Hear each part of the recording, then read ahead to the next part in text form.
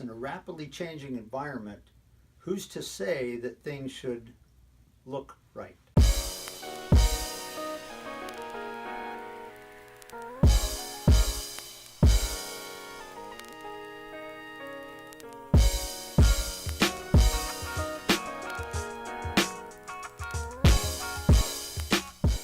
When I was in the Air Force, I was in one of the top squadrons in the Air Force, and we had a record that still stands to this day. We were the only fighter squadron in history at that time that had flown 100,000 hours of accident-free flying, which included combat time. About 6 months or so after I left the squadron, I saw a news article where they lost an airplane.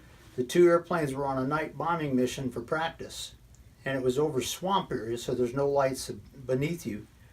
And there was an overcast at night, so there's no stars above you. So it's kind of flying in a black hole effect where you don't see anything. Basically what they think happened, and I think this is very much right on target. What they think happened was that the wingman, every time he would make a turn, he would have to correct his attitude, and the only light that he saw was flight lead's beacon. So every time he turned around, he would match up the sight picture to look the way it's supposed to.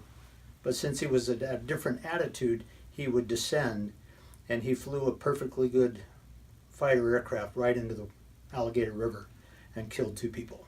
One person I knew very, very well, good guy.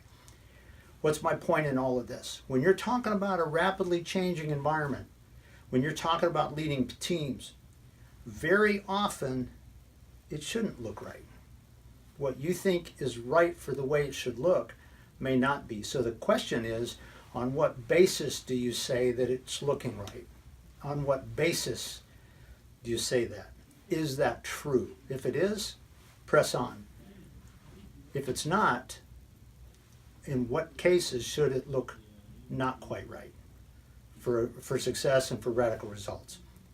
So it's an interesting point when you're talking about this rapidly changing environment, and I'd leave that with you for today.